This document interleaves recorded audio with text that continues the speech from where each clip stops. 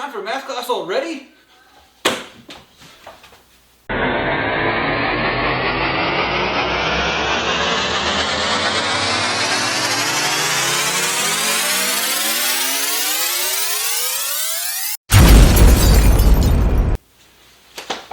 Let's do some math.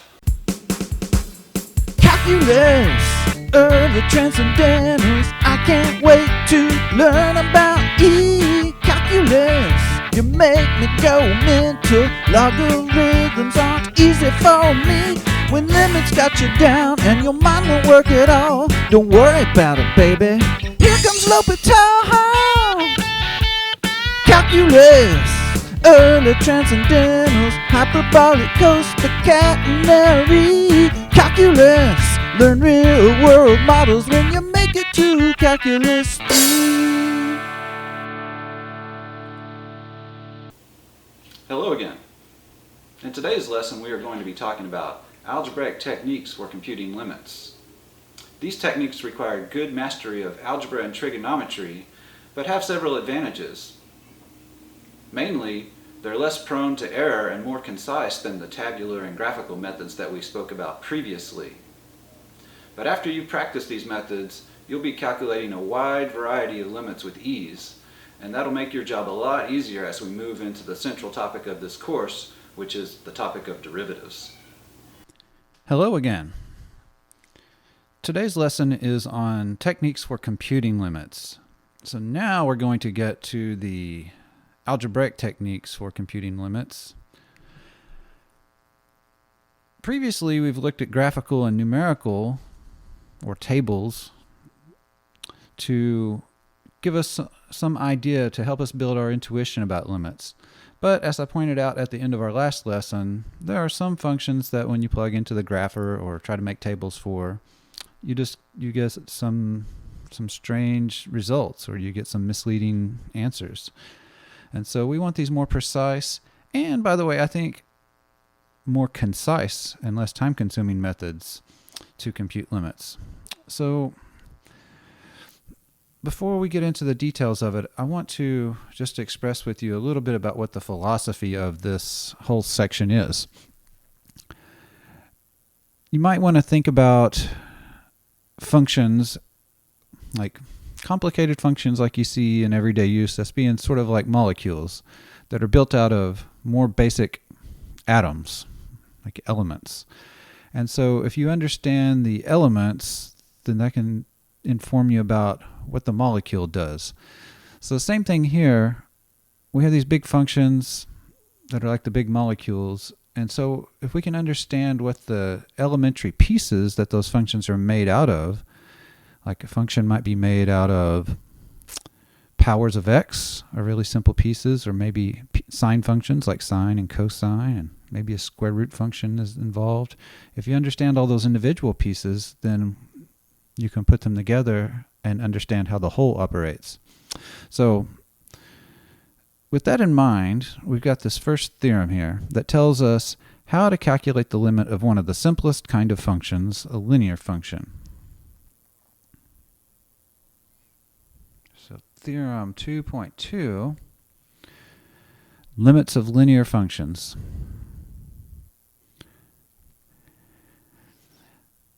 It basically just says that if you have a linear function, and linear functions are of this form, f of x equals mx plus b. So when you graph them, they're straight lines with slope m and y-intercept b. If you take the limit of such a function as the x value approaches some constant a, then the limit turns out to be m times a plus b. In other words, it's what you get when you plug a into the function. So the limit as x approaches a of f of x is f of a whenever the function is linear. So let's just look at a couple of, so you have to agree, this is very simple. To calculate the limit of a linear function, all you do is plug in a. So for example, in the first example there, we have the linear function 2x minus 3. And I want to know what happens when you take the limit of that as x approaches 2. Well, previous theorem says all you got to do is plug in 2. So you'd get 2 times 2 minus 3. So that's 4 minus 3 equals 1. Easy peasy, right? That was a lot easier than having to go to Desmos and make a table and look at a graph. Similarly, linear functions, you can have some fractions involved. So something like the limit as x approaches negative 1 of the quantity x over 3 minus 2 would just be negative 1 over 3 minus 2. So what was that, about negative 7/3? If we simplify that a bit.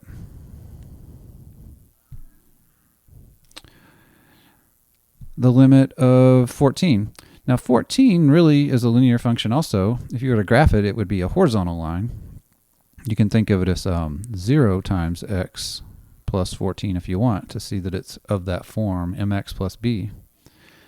But when you plug 9, so we're taking the limit as x goes to 9 here. If you plug 9 into that function, it's really like 0 times 9 plus 14, you get 14.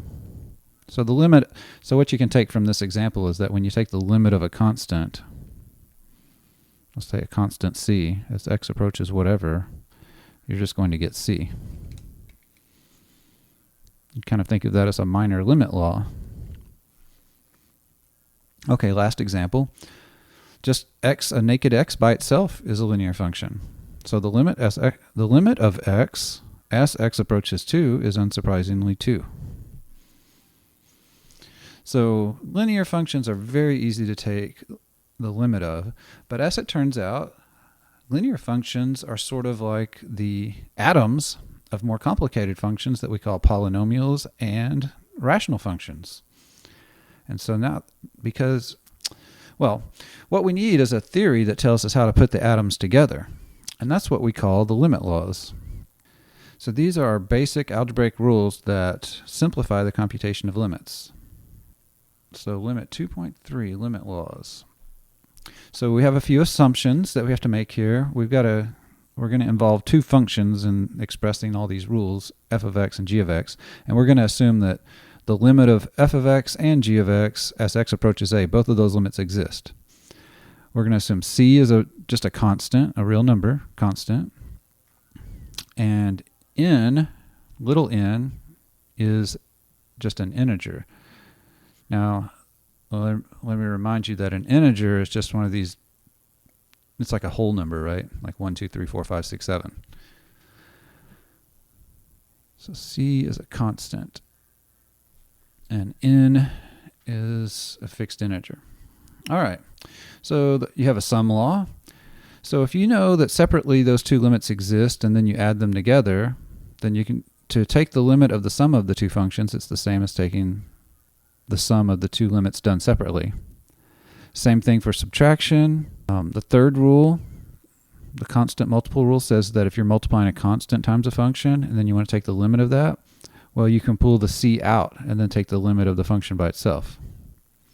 You've got a product limit law that says when you multiply two functions together and then you want to take the limit, all you have to do is just take the product of the two separate limits. You see why it's important to assume that the two individual limits exist, because if you tried to multiply the two things and one of them didn't exist, it wouldn't make any sense to multiply, right? You have a quotient rule. Now, the only thing you got to be careful about when you're doing quotients is that you don't divide by 0. So if you're taking the limit as x approaches a of f of x over g of x, you can break that up into the limit of the top, the limit of the numerator over the limit of the denominator. You just got to make sure that that limit of the denominator does not equal 0, because otherwise, in that rule, you'd be dividing by 0. So we have to exclude that possibility. There's a power rule, which just says if you have a function that's raised to the power n, little n, and remember that little n is our integer, so we're talking about integer powers here, like could be f of x quantity to the third power or f of x quantity to the fifth power, something like that. Basically, that power rule says that you can pull the limit inside there, take the limit of f of x by itself first, and then whatever the result is, you can raise that to the nth power. And then that last rule tells us how to deal with roots. Now remember, whenever you have some number and you raise it to the 1 over nth power, that really just means the same thing as the nth root of that number. So the seventh rule here is dealing with roots. And it just says kind of the same thing as the power rule. It says if you're taking the limit of some function that's being raised to you're taking the nth root of it, then what you can do is pull the limit inside the root, get the limit of the function by itself, and then take the nth root of the result. And the only thing you got to be careful about here is that we're not allowing ourselves to take like square roots of negative numbers or fourth roots or sixth roots. So when you're trying to do even roots of negative numbers, you get complex numbers, and we don't want to allow for complex numbers. So, like you don't want to try to take square root of -3, right? So that's out. But you can take, say, the cube root of -8. That's okay, because that says what number do you multiply times itself 3 times to get -8? Well, that would be -2, right? -2 to the third power is equal to -8. So you can take odd roots of negative numbers, but we're not going to allow for even roots of negative numbers. So that's what's specified in that law there. We have all these rules that allow us to perform some algebra on limits to sort of break them up into simpler limits. Notice that each one of those rules, the right-hand side of the rule is breaking it up into simpler pieces. So that's the idea. We want to take this big complicated function that we have, that take the limit of, and break it up into its atoms and examine the atoms. And if we know how the atoms work, the limit laws tell us how to get the answer for the whole thing, for the whole big molecule. Okay, I'll drop the analogy now, but hopefully that makes some sense. But let's see a lot of examples. This is a pretty long section, so buckle in. Get yourself a drink. You might have to press pause a few times and give yourself a break. But this is a fairly long section, but it's a really important section because, like, the bulk of the techniques for the whole chapter on computing limits is right here. Everything that comes after this is just some specialized stuff. This is the bulk of it right here. Okay, so let's start with this example of taking the limit of a polynomial. I'm using a fancy word here, polynomial. Maybe I should tell you what a polynomial is. What polynomials are, like in the general form, a polynomial function looks like f of x equals, this will look a little scary, but like a sub 0 plus a sub 1 times x to the 1 plus a sub 2 times x to the 2, so on and so forth, a sub n times x to the n. The idea is that all those a's are constants, and then you just have different powers of x. Some of those constants might be 0, so not every power of x has to be present there. And so in the example that we're going to look at here, it's a third degree polynomial because its highest exponent is 3. So this is what we want to compute. And I want to use the limit laws very carefully. I want to break it down to its atoms to see how the limit laws apply to getting the limit. So let's just do it. Let's just break it down into a bunch of little steps. In the limit laws, the two functions f and g that are in play, we're assuming that those limits exist. So we might start by kind of hoping that those individual little limits exist, but if at some point in the computation we realize that one of the individual little limits that make up the whole don't exist, then the limit laws don't apply. So we have to watch out for that. But how can we break up this thing into smaller pieces? Well, I see sums and differences first and foremost. So the first rule and the second rule, the sum and difference rules, tell me that if there's a sum of two things, I can break it up into a sum of two limits, and if there's a difference, I can break it up into a difference. So by applying those two laws, it's not hard to see that I can break this up as the limit as x approaches 2 of 3x cubed minus, then you have a limit as x goes to 2x squared, and then plus, then we're just taking the limit of the constant 5. So here I actually applied laws 1 and 2. Okay, just documenting what I'm using as I go. What can I do next to make this simpler? I see, like in that first limit, that 3 I could probably pull out. So let's do that. Because we have a law that says you can pull out the constant multiple. That is the third rule, the constant multiple rule. The limit of c times f of x equals c times the limit of the f of x by itself. So let's pull out those constant multiples. And I'll just go ahead and leave that as a limit of 5 for now. So what rule did we apply to get this next step? That was law 3.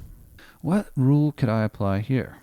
I don't have any basic rules for computing limits of cubics or quadratics, but I do have this power rule, number 6. If I got a function that's being raised to the nth power and I want to take the limit of that, the 6th rule says I can pull that limit inside the power. So how would I apply that here? Well, it would be like this.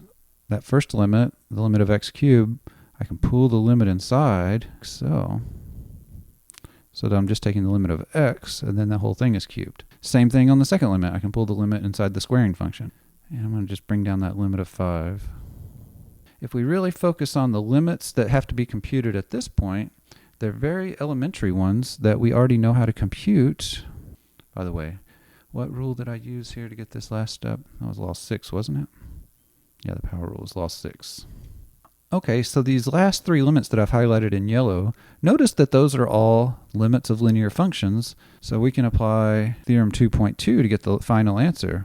All we have to do is just substitute in for x, do direct substitution. So here we get 3 times the limit of x, as x approaches 2, is 2, and so that's cubed, minus 2 times that second limit there is also 2, and then the limit of the constant is just 5. What we just applied here was that Theorem 2.2 that tells us how to calculate the limits of the linear functions. So see what we did? In getting from the beginning of this problem to the second to the last step, we took we were taking the limit of the complicated molecule and we broke it down into its individual atoms. And the atoms were simple, and we had a rule for dealing with those atoms that was called Theorem 2.2. Made it easy. I'm really belaboring all the steps here to show you how the limit rules allow you to break things down. Notice that the effect, going from the beginning to the last step that I've written, is all I've done is substitute 2 in for x. So the limit laws tell us, hey, if you're doing a polynomial, really you just do direct substitution to get the limit. So polynomials are very nice functions in that way. Their limits can be evaluated by direct substitution. So what do we get here if we simplify this down a little bit further? 3 times 8 is 24. Then we got minus 8. 24 minus 8. 316 plus 5. Looks like it comes out to 21.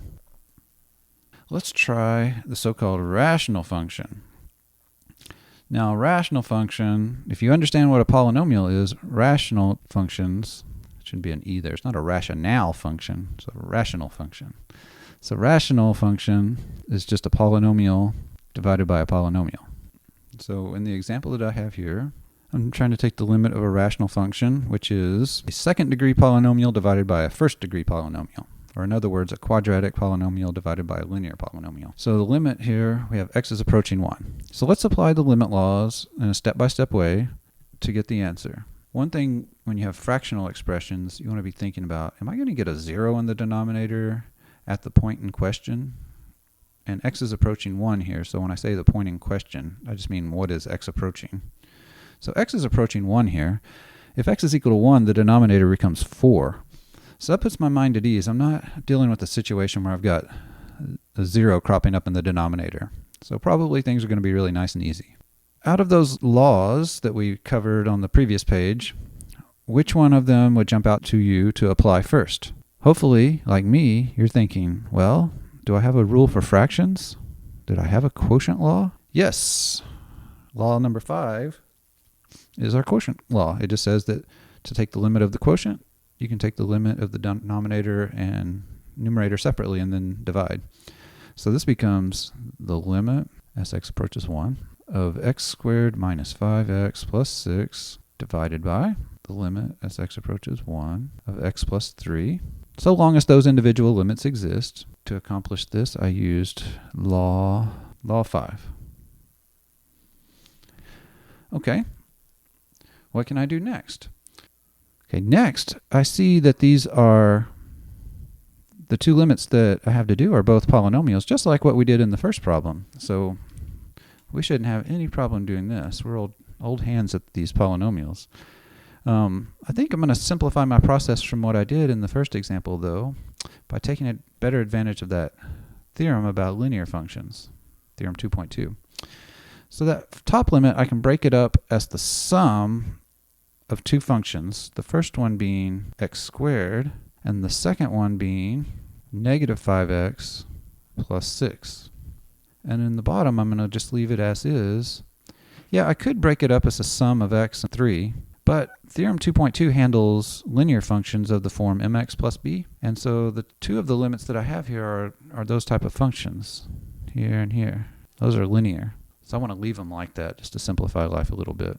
The only law I applied to get to the step I'm on right now, I applied law 1 in the numerator, the sum law. I broke the x squared up from the negative 5x plus 6 as a sum. Next step, I'm going to use the power rule to pull the limit inside the squaring function on that first limit in the numerator. So I could write that as the limit as x approaches 1 of just x by itself and then the whole thing squared. And then I'm going to leave those other two limits alone. And now, when I look at the limits that need to be computed in blue here, all three of them are linear functions. By the way, to get to this step, I applied law 6, the power rule. The limits that are remaining now are those atoms that I was talking about. I've taken the big molecule at the beginning and broken it down into the atoms that I understand well.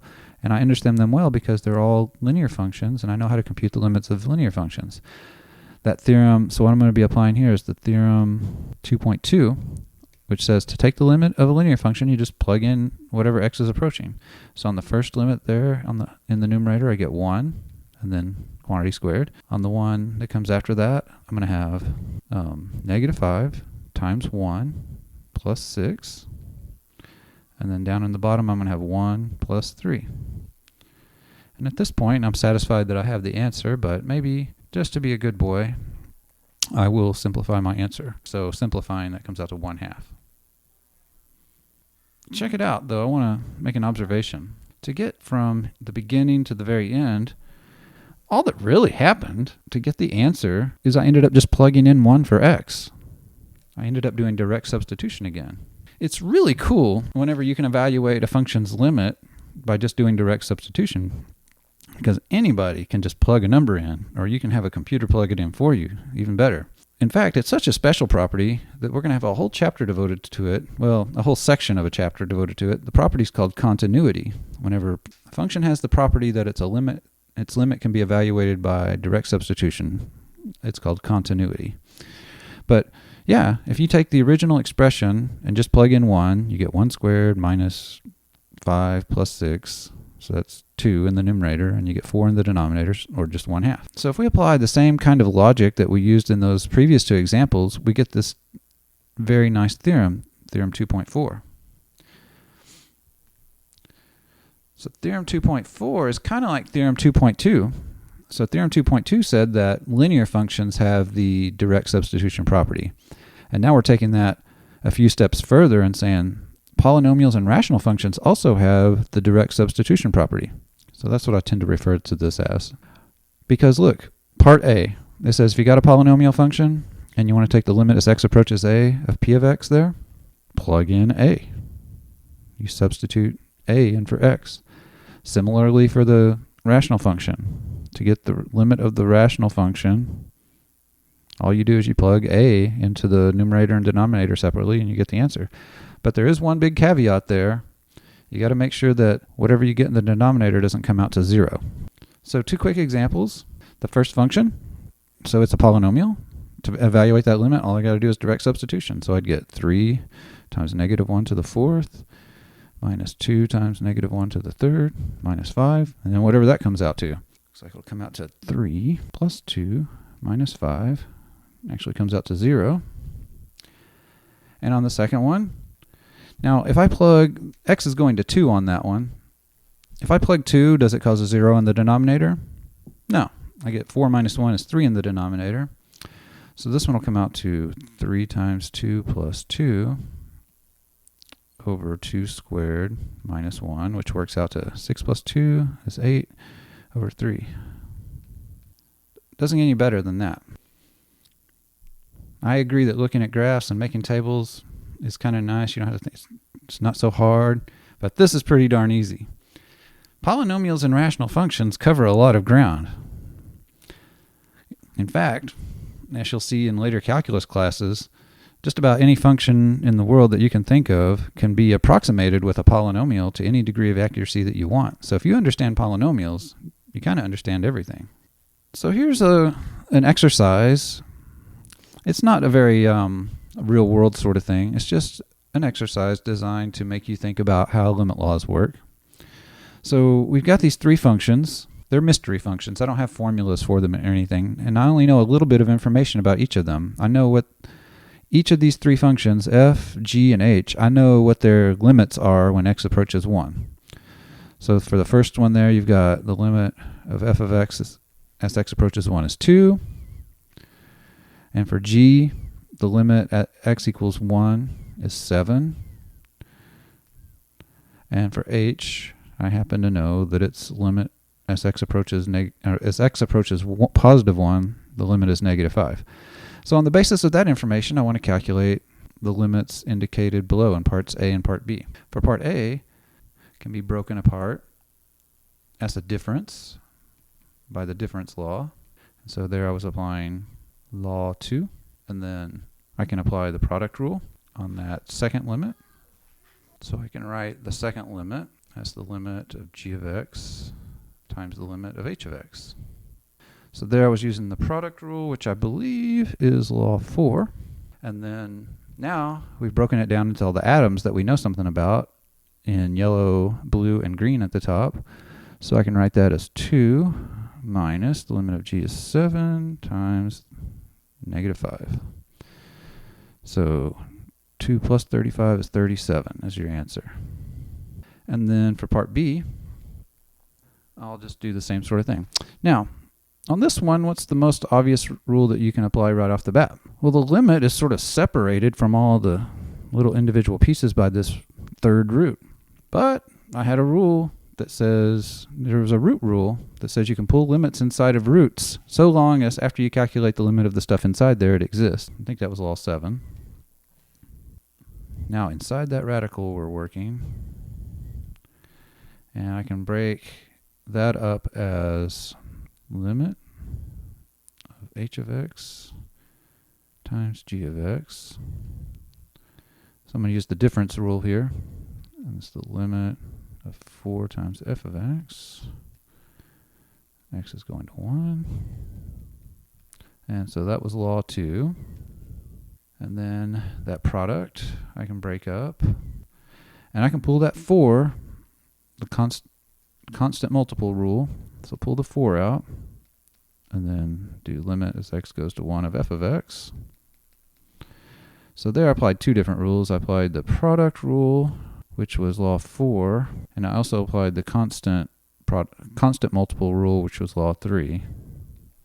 So I applied 2 rules there.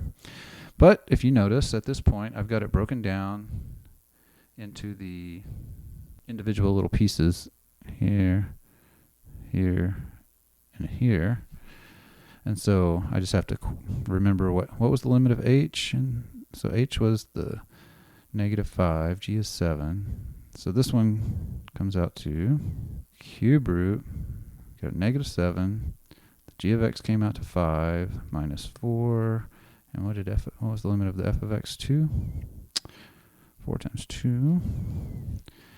So I got negative 35 minus 8 inside the cube root there. So that'd be cube root of negative 35 minus 8. So negative 43. And, you know, that's not going to simplify into anything nice, so I'm just going to leave it like that. And that's your answer. Okay, so you may see an exercise or two kind of like this in the homework, but they're fairly straightforward. The main idea here in all the examples that I've done so far is how you can take some information that you know about the sort of atoms, the little pieces of a big ugly function, and then use these limit laws to break down the big ugly function into a bunch of small pieces. And each of those little pieces you understand because they're linear functions, or they're polynomials, or they're rational functions, or you just happen to know something about those functions, okay? And as we go along in this class, we'll keep learning more and more about the different kinds of atoms there are, metaphorically speaking, of course. In the previous lesson, we talked about one-sided limits. And understanding one-sided limits was pretty useful because if you know information about the one-sided limits, it tells you information about the two-sided limit. In particular, if you calculate the two one-sided limits and they agree, you've just figured out what the limit is. Or if you find out that the one-sided limits either don't agree or maybe one of them doesn't exist, it tells you that the two-sided limit does not exist. We need to be able to calculate one-sided limits sometimes, and we want the limit laws to work for them. So luckily, what we know is that all the limit laws are the same for one-sided limits as they are for two-sided limits, with one minor variation. It has to do with the root law. The only modification it makes is if you're dealing with even roots. If you're taking an even root of something, you need to be sure that what you're taking the nth root of is non-negative on the side that you're interested in.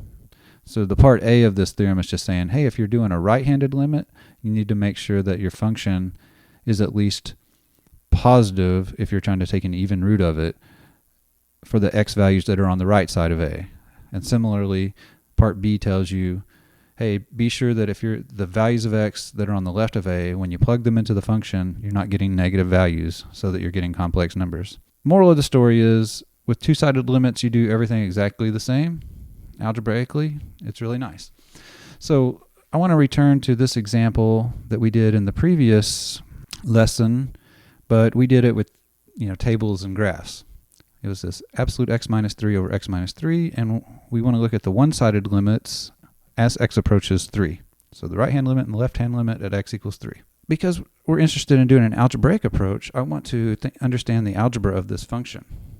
Let me start with just absolute value of x. You may or may not have learned at some point in time that the absolute value of x is defined in the following way. It's equal to x if x is non-negative, and it's equal to negative x if x is negative. This coincides, I think everybody knows how to take the absolute value of a number, right? If you take the absolute value of a positive number, you just leave it alone. And that's what the top line of this so-called piecewise function says. If you're taking the absolute value of x, leave it alone if the x is already non-negative. And then the second line is telling you, hey, if you're trying to take the absolute value of a negative number, you change its sign to make it positive, right? So if you're taking the absolute value of negative 2, that would be negative 2. This means if I apply this definition to absolute x minus 3, well, the absolute value of x minus 3 would be just x minus 3 if you know x minus 3 is non-negative. And you would get negative x minus 3 if x minus 3 is negative. Now we can simplify that a little bit. The top line, it's just the inequality part there that we can simplify a bit. The top part would become, we could add 3 to both sides of that inequality, and this becomes if x is bigger than or equal to 3.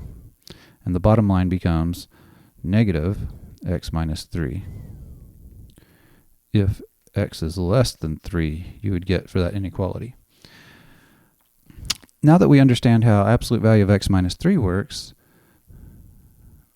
we see that absolute value of x minus 3 divided by x minus 3, it would just be x minus 3 over x minus 3 if x is bigger than or equal to 3. So what I'm doing here is I'm taking the top line for what absolute value of x minus 3 is, and I'm dividing it by x minus 3. And I'm going to do the same thing with the bottom line here. I'm going to divide that by x minus 3 because we're taking the function absolute x minus 3 and dividing it by x minus 3. So we'd get negative x minus 3, which is what's on the bottom line above, and then divide that by x minus 3. And that's what you get if x is less than 3. And then you see that on those individual lines you can simplify. X minus 3 over x minus 3 is 1. And negative x minus 3 over x minus 3 cancels out to negative 1. And that's if x is less than 3. Anytime you've got a function like this that's defined piecewise, where on one side of a number it's got this definition and on the other side of that number it's got a different definition, it's a good time to use one-sided limits. So now if we're going to look at the limit as x approaches 3 on the right-hand side, let's say, the fact that we are looking at what happens when x goes to 3 on the right-hand side says we're only thinking about x's that are bigger than or equal to 3, right? In fact, strictly greater than 3. But when x is strictly greater than 3, it's the top definition here that applies. And so what is the function equal to whenever x is bigger than 3, which is the situation here? This just becomes the limit as x goes to 3 on the right of the constant 1. So the limit here is 1.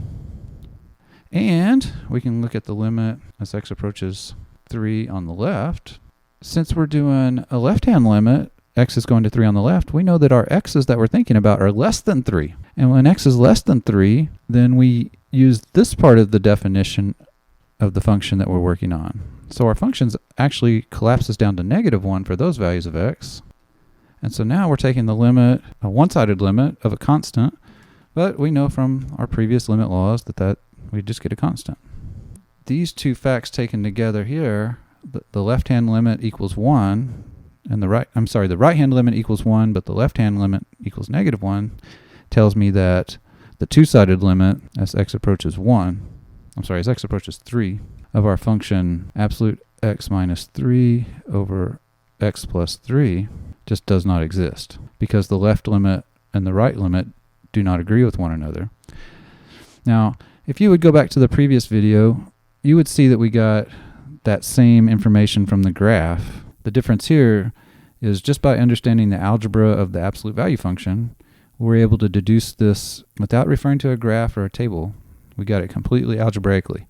And I realized that for many beginning calculus students, when you see these so-called piecewise functions with these big curly braces on the side, they're a little intimidating.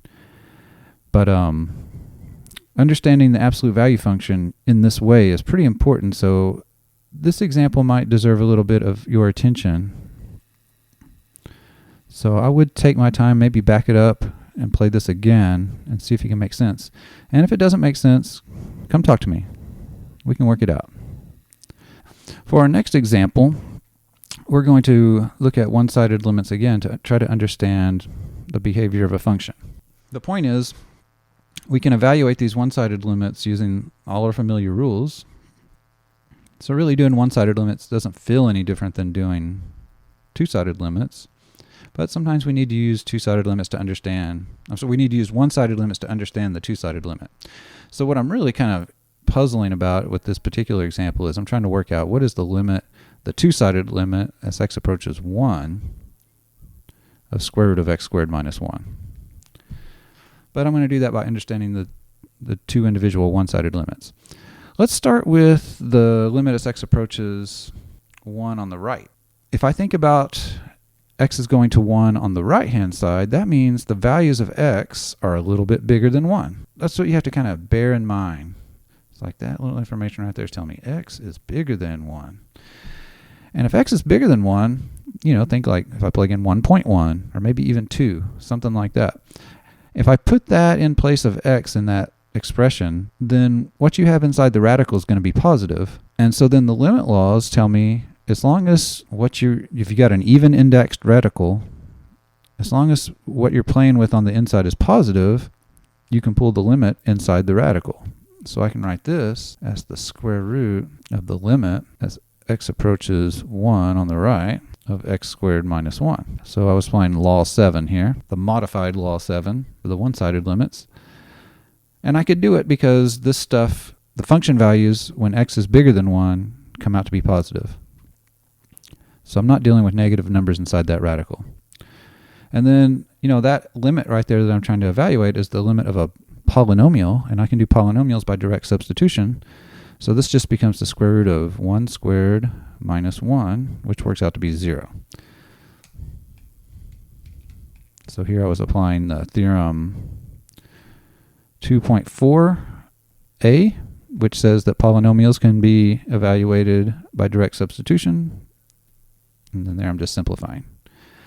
Okay, but on the other hand, let's look at the limit as x approaches 1 on the left-hand side of that same expression. X is going to 1 on the left here. So that tells you that x is less than 1. Now if x is less than 1, maybe think like 0.9 or 0 or something like that, and you plug it in for x, you're going to get a negative expression inside the radical there. So this one does not exist. Since x squared minus 1 is less than 0 for x less than 1 and x close to 1, so x has to be both close to 1 and less than 1 in order for the statement to be true. The index of the radical is even. So we can't be messing with, we're trying to avoid doing complex numbers here. So our limit does not exist. At this point, we've got information about the one-sided limits. What does that tell me about the two-sided limit now? Well, I know that the right-hand limit equals 0, but the left-hand limit does not exist. So the two-sided limit, x squared minus 1, does not exist because, we had the theorem, what was it, 2.1? That said that if the two-sided limit's going to exist, that both of the one-sided limits have to exist and be equal. But one of the one-sided limits does not exist here. Okay? Moral of the story, especially as we see in this first part of this, when you're doing one-sided limits, when they exist, you can just apply limit laws like normal, and all is good. So here's another example that's the absolute value function is one of your so-called, or what I'm calling them as atoms. It's a very basic function that we use quite a bit in this class. And the absolute value function, when you look at its graph, it looks like a V, where the point of the V is at the origin. So the origin is the interesting part of that graph. But I want to evaluate the limit as x goes to 0 in a more algebraic fashion. I don't want to just look at that graph and go, the limit must be 0. I mean, it is. The limit certainly is 0. But the point is I want to see the algebra of it so that I feel like I've really established it rigorously. And I can use it in the future all I want to.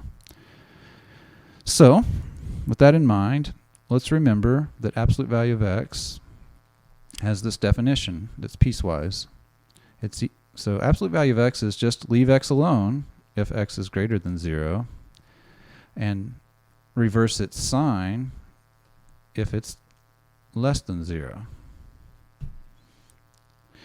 So then on account of that, so if I want to look at the limit as x approaches 0 from the right of absolute value of x going to 0 on the right is telling me that x is greater than 0. So that means I need to apply the first line of the definition of absolute value. I'm really just taking the limit as x goes to 0 on the right of x. That's a linear function. I can evaluate it by direct substitution, even if it's a one-sided limit, and I would just get 0. If I look at the limit as x goes to 0 on the left, that means that x is negative. And if x is negative, that means that I'm using the second line of this formula for the absolute value function. So what I'm really looking at the limit of here, as x goes to 0 on the left, is negative x. But that also, negative x, is a linear function, and I can evaluate its limit by direct substitution. And direct substitution, I would get negative 0, or just 0. And we see that since the one-sided limits agree, then the two-sided limit, as x goes to 0, of absolute value of x equals 0 also. So this is a pretty important fact, and I would like to keep that in my toolbox for the future. It's such a basic function, and I understand its limit at the point where it's interesting, at that little point of that V on the graph at the top, yeah, that's something we'll want to use in the future. All right, so now we start getting to the interesting algebra. So here our goal is dealing with the situations where the algebra gets tricky. So we're going to be dealing with limits where direct substitution does not work.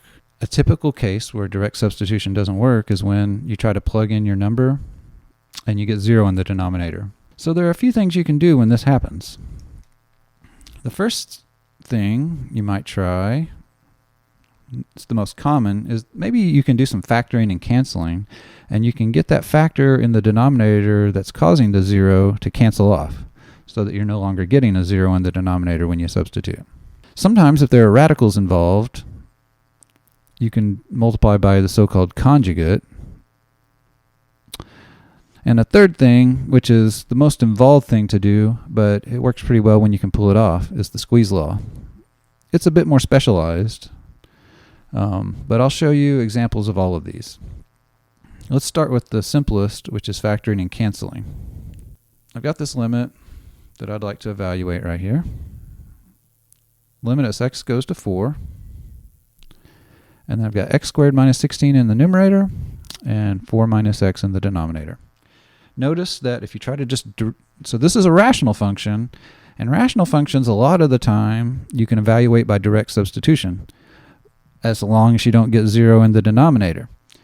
In this particular case though, substituting 4 in place of x results in 0 in the denominator. So that rule for direct substitution in rational functions does not apply here. So what are we going to do?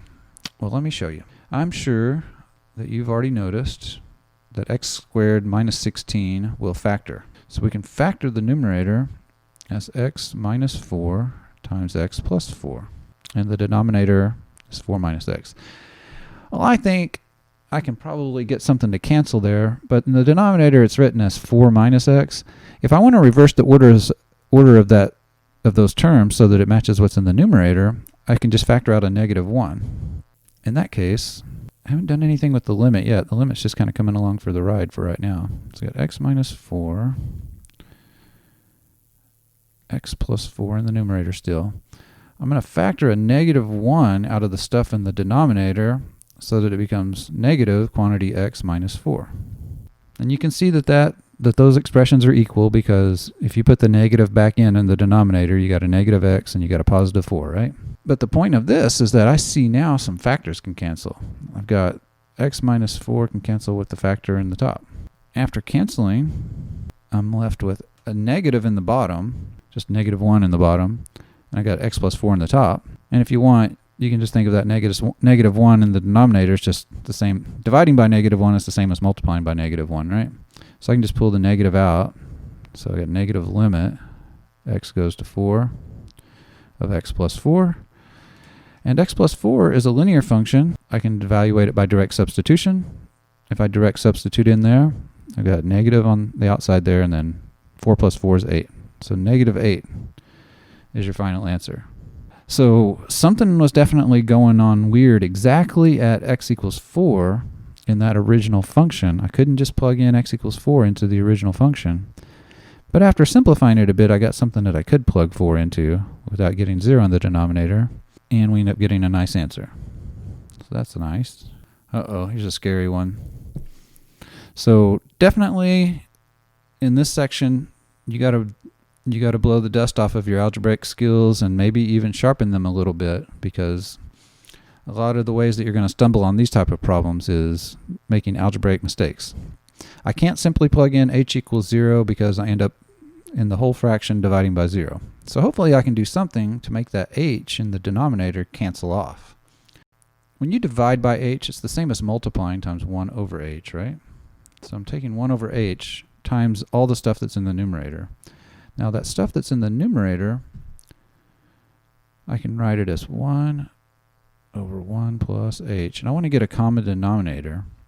So I can take the 1 and think of it as just 1 plus h over 1 plus h. When two fractions have the same denominator, you can just combine them by adding them or subtracting them like that.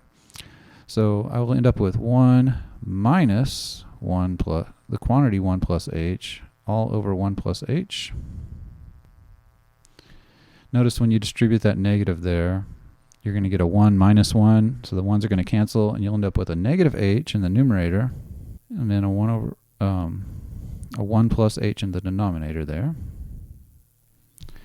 Oh, look, something great is happening. Good news. Those h's right there can cancel.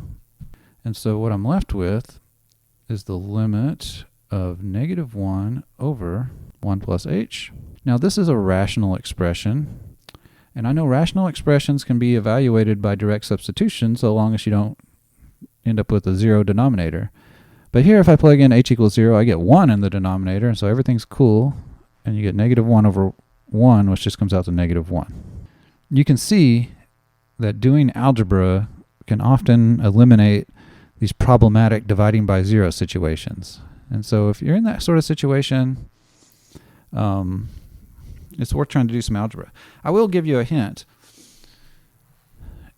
When you substitute in your variable, if you get 0 in the numerator and the denominator, that tells you that you might be able to cancel things. But if you plug in your number and you get something that's not 0 in the numerator, but you do get 0 in the denominator, that tells you that no amount of algebra that you're going to do is going to fix the problem. So in this particular example, just notice at the very beginning, if you would just plug in h equals 0, you'd get 1 minus 1 in the numerator, which is 0, and you'd get 0 in the denominator, which is also 0. So these situations when you get 0 over 0 tells you you can probably do some algebra to get rid of the problem 0 in the denominator. It's just a rule of thumb. It's not an absolute law or anything. Let's apply that thinking to this next problem.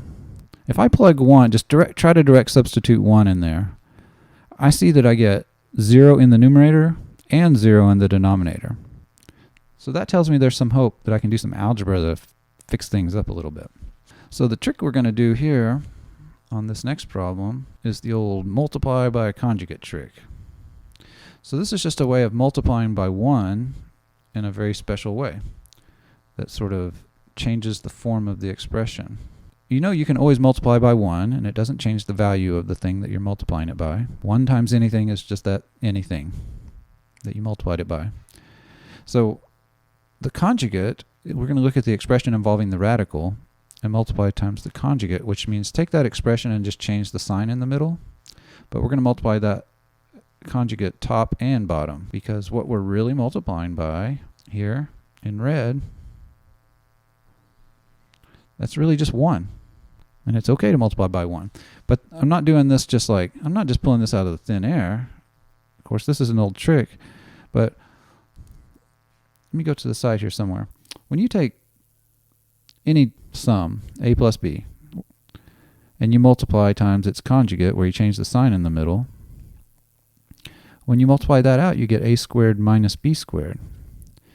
So if I do that with square root of x, if I do that in expressions involving a square root, it gets rid of the square root because you get the first term squared, so square root of x squared is just x, and then you get the second term squared, which is 1 squared, so you get just x minus 1.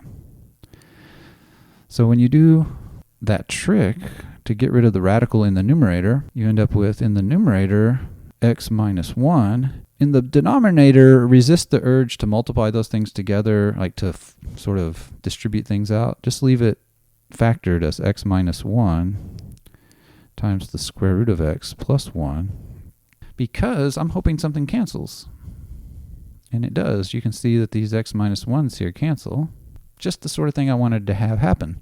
It was the x minus 1 in the denominator which was causing me to have a 0 in the denominator. And now that x minus 1 is gone.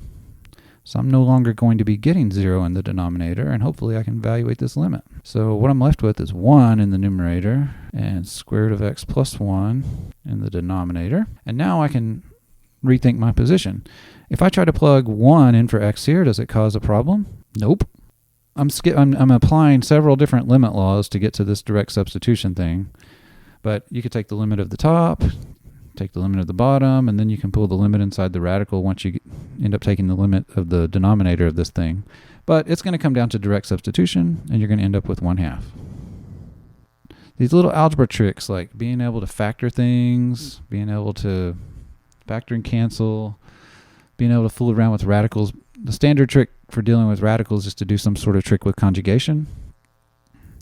Heck, there might be other specialized tricks out there that, I can't do one example of each.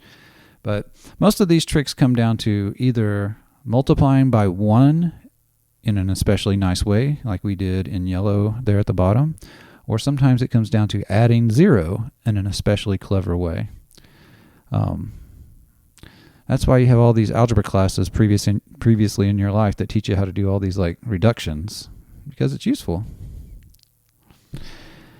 Here's kind of a little sneaky one I labeled tricky. You can look at this thing and certainly realize that you can't do direct substitution. If you try to plug in x equals 2, you get 0 in the denominator. However, maybe you realize you can do a little bit of algebra on this thing, because x minus 2 all under the radical is the same as x minus 2 to the 1/2. And then perhaps you remember a rule that says something like x to the a over x to the b is the same as x to the a minus b. And that's exactly the situation I'm in here in this limit. So this is the same as the limit as x minus 2 to the 1 minus 1/2, which is the same as the limit as x approaches 2 of x minus 2 to the 1/2. That's really the same as just the square root of x minus 2. Notice I still haven't taken the limit. All I've done is modify the expression, or I've found an equivalent expression to take a limit of. You might, at this point, get excited and go, all right, I can plug in x equals 2, and I don't get a 0 in the denominator, and so I should get 0? But hold on. Let's think about the one-sided limits of this thing. In particular, I'm worried about what happens when you try to plug in some numbers that are a little bit less than 2. If you look at the limit as x approaches 2 from the left of square root of x minus 2, if you're looking at values of x to the left of 2, they're less than 2, right? These x's would be less than 2. And if you try to put x's less than 2 into that radical, you get negative numbers inside the radical, and so this limit does not exist. So this tells me that the limit as x approaches 2 of that expression x minus 2, which is equal to the original limit that I was interested in, does not exist. The reason this problem is tricky is because I could have very easily been fooled into saying that the answer was 0 up here, because I would have looked at that and said, hey, I can just substitute x equals 2 in there and get 0 inside the radical, and then square root of 0 is equal to 0, no problem. But no. So anytime you're dealing with radicals, you want to think about if the value that you're trying to evaluate at is sort of on the edge of the domain of that square root function, because you might have a problem with one of the one-sided limits. So be careful when you're dealing with radicals. Think about one-sided limits in those cases. All right, so here's our last tool, our last sort of general tool for evaluating limits. It's called the squeeze law. And you'll see why it's called the squeeze law momentarily. So the setup for it is that you got to suppose that you got 3 functions. So you got a function f, that is the lowest function. It's the smallest. So it's down low if you graph it. And then you got a big function, h, which is up high. And then you got a third function, which is in the middle, between the top function and the bottom function. So the thing is, if those two individual functions, f and g, both have a limit of L at a, so when you're at a here, both of those functions sort of pinch together and have the same limit of L, then if this third function you have that's trapped between those two,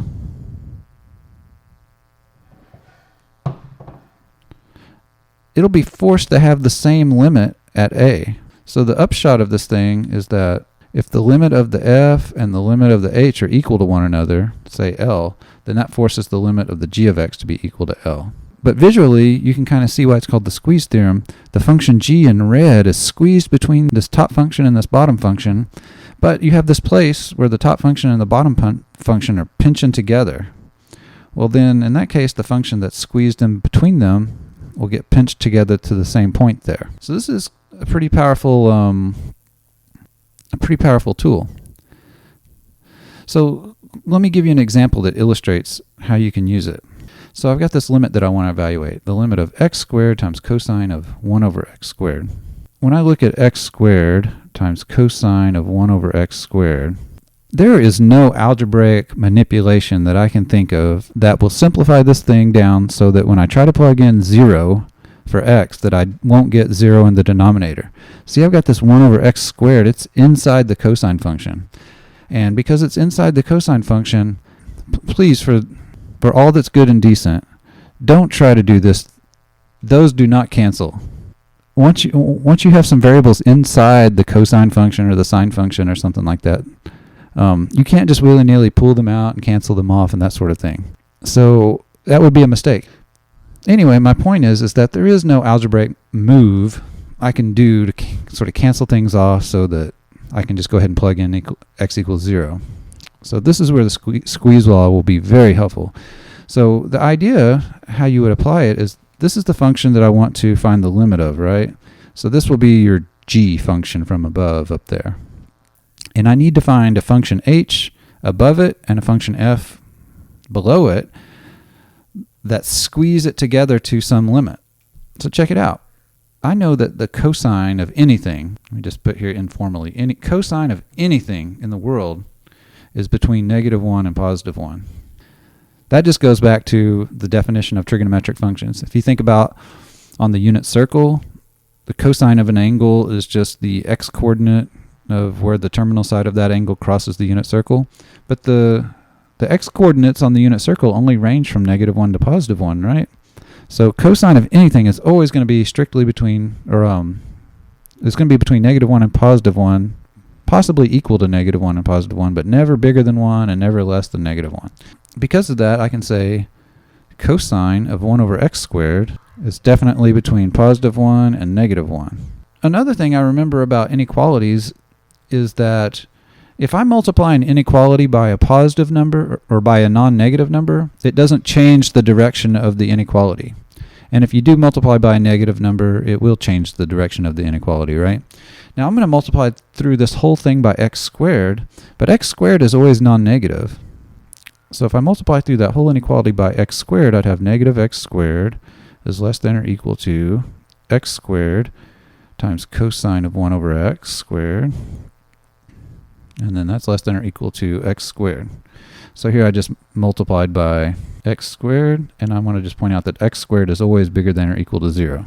That's always something you want to think about. When you multiply an inequality through, are you possibly multiplying by a negative number? Because if you are, you need to think a little bit more carefully because that will switch the inequality. If you compare this to the squeeze law up here, this is like your function f up there in the squeeze law. And so that's the low function. And then this one over here is your top function, h. And then the one that you're interested in is here in the middle. That's your middle function, g. Just informally, I'm going to draw a little arrow here. As x goes to 0, what does negative x squared go to? It's a polynomial, right? And we know polynomials can be evaluated by direct substitution. So if I direct substitute x equals 0 into negative x squared, I get 0. Similarly, the function h, as x goes to 0, x squared goes to 0. So that forces the function that's trapped in the middle to go to 0 also, as x goes to 0. I would write this up a little bit more formally as follows. I'd say, since negative x squared is less than or equal to x squared cosine of 1 over x squared, it's less than or equal to x squared for all x, I know that the limit of negative x squared equals 0 as x goes to 0. And I know that the limit as x goes to 0 of positive x squared is equal to 0. So those are my top function and my bottom function having the same limit. Then we can conclude that the limit as x goes to 0 of x squared times cosine of 1 over x squared is equal to 0 also. So there's our answer. even though we weren't able to do any magical algebra to get, something canceled off so I could do a direct substitution, we are able to still argue that the limit has to be 0. This is one of those examples that you really should see a graph one time just to see how it looks. So I'm going to graph all three of those functions together, the top function, the bottom function, and the one in the middle that we were interested in. Look at this. At 0, oops, I kind of zoomed that a weird way. But if you see what's happening around x equals 0 there, you can see it's very cool. The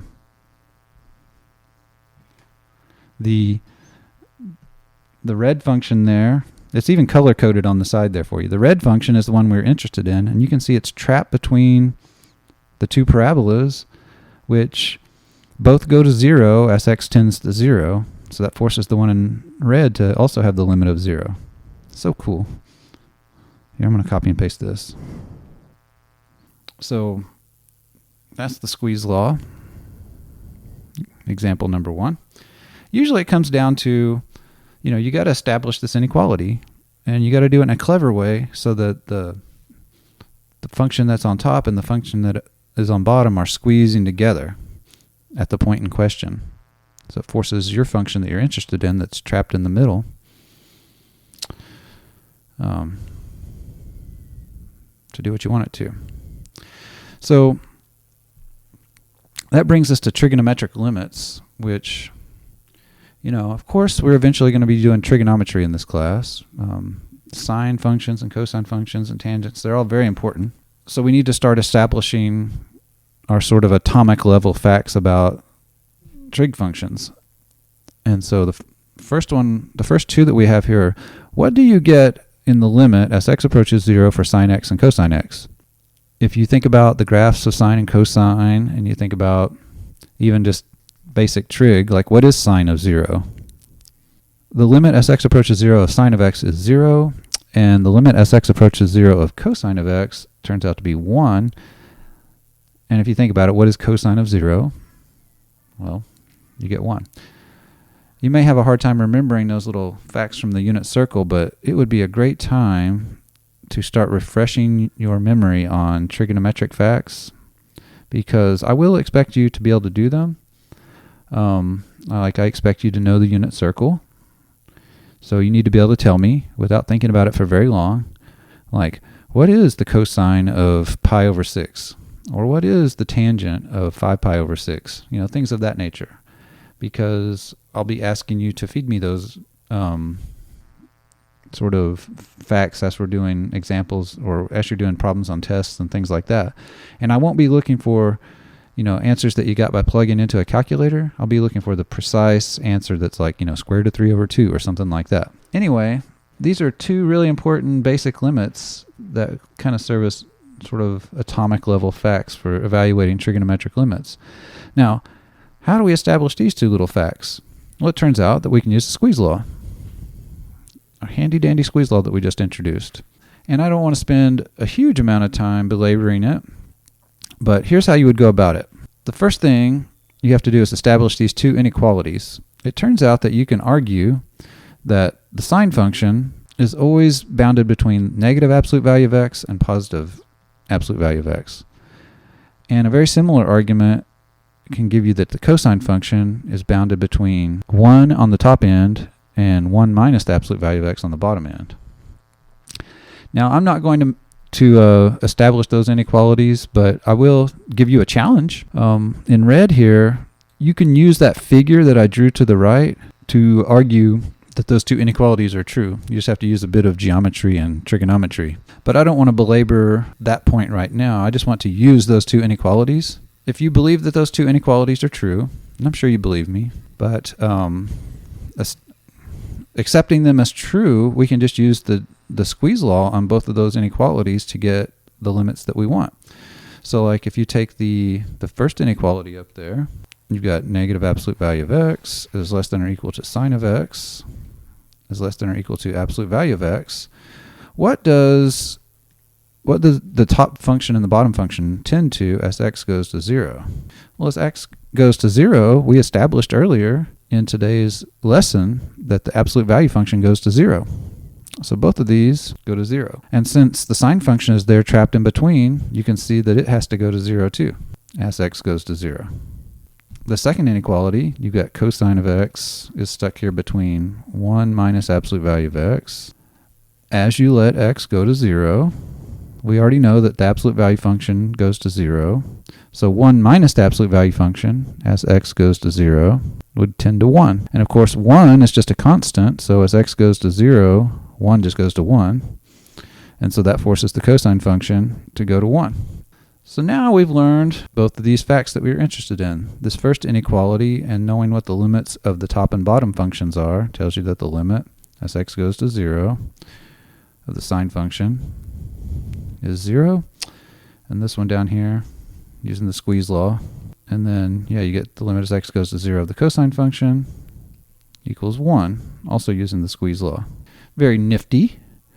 If only it were easier to establish those inequalities, but it does take a little bit of thinking to figure out where the yellow and green inequalities come from. But once you have them, wow, the squeeze law is pretty easy to whip out and use on this. So now we have these two sort of, like I described them, atomic level facts about sine and cosine. So let's put them to use in calculating some other kinds of limits. Like, for example, here's a trigonometric limit that I might want to compute. It'd be great if I could just plug in x equals 0 and get an answer, but notice that if you did plug in x equals 0, you'd get 1 minus cosine of 0. Well, cosine of 0 is equal to 1, so you'd get 1 minus 1 in the denominator, causing a 0 in the denominator. But if you plug 0 into the numerator, you also get 0. So this is one of those 0 over 0 things. And so I got some hope that maybe I can do some sneaky algebra and get it to work out. So let's try it. There are a few ways you might be able to get your hands on this one, but the first thing that comes to mind for me is to try a trigonometric identity. Now, one trigonometric identity that I remember as being very important from trigonometry class is that sine squared of x plus cosine squared of x is equal to 1. That's the so-called Pythagorean identity. And you can rearrange the terms in that identity and say, well, sine squared of x is equal to 1 minus cosine squared of x. So I'm going to make that substitution of 1 minus cosine squared of x. And maybe you can see why I thought to do that. The reason I thought to do it is because 1 minus cosine squared of x is a difference of squares, and I can factor it. So now I can factor that and get 1 minus cosine of x times 1 plus cosine of x in the top. And in the bottom, I've got my 1 minus cosine of x. Well, how convenient. Those 1 minus cosine x factors cancel right there. How nice is that? And so we end up getting, just take the limit of 1 plus cosine of x, and then I can break that up into two separate limits, taking the limit of 1 and the limit of cosine of x separately, and I end up with getting 1 plus, and then the limit as x goes to 0 of the cosine function, which we just established using the squeeze law a minute ago, is also equal to 1. So this comes out to 1 plus 1, so we end up with 2. How cool is that? And let me do one more example involving trigonometric limits, and then maybe we'll stop. I think that'll finish us up for this lesson. So for this next example, it's another situation where, man, I wish I could cancel something off. In particular, if I would just try to direct substitute 0 into that thing, I get 0 in the numerator and the denominator. So it's, direct substitution gives you something that's undefined. And so what I want to do is come up with some algebraic way to cancel the thing in the bottom that's giving me a 0 in the denominator, if possible. And so I start racking my brain about, what can I do here? Now, again, this is one of those situations where I beg you, in the name of all that's good and true in the world, please don't do this. Like, you cannot cancel like those x's there because they're inside the argument of the sine function, so they're untouchable. I mean, if you're going to do that, you might as well cancel the signs off too and just say that's equal to 2. That reminds me of some dumb joke. How does it go? Yeah. Here's the dumb joke. It's kind of clever, actually. But how about this? How does it go? Sine of x over n is equal to 6. Because, of course, you can do this sort of cancellation right here, right? Cancel those n's, and you get 6 equals 6. Obviously, that's sort of silly, right? But you would be surprised how often I see people make these sort of cancellations. No, you can't just cancel like that. It would be great if I could have just canceled that way, but I can't cancel that way. But what I can do is think about what are some trigonometric identities that might be helpful. And one that comes to my mind is that sine of 2x, there's a so-called double angle identity. Sine of 2x can actually be written in the form 2 times sine of x times cosine of x. I think that might be useful here. Do you see why? Because if I replace sine of 2x in the numerator with 2 times sine of x times cosine of x, now I see something that cancels. I can certainly cancel off the whole factor of sine of x with the whole factor of sine of x in the numerator. And that brings me to limit as x goes to 0 of 2 times cosine of x. And I can use the constant multiple rule and write that as 2 times the limit as x goes to 0 of cosine of x. And then we just found out a little bit ago that the limit as x goes to 0 of cosine of x is equal to 1. So I get 2 times 1, or 2 for the final answer. So trigonometric identities can be your friend. All right. That concludes today's lesson, and I'll see you again soon. Bye now.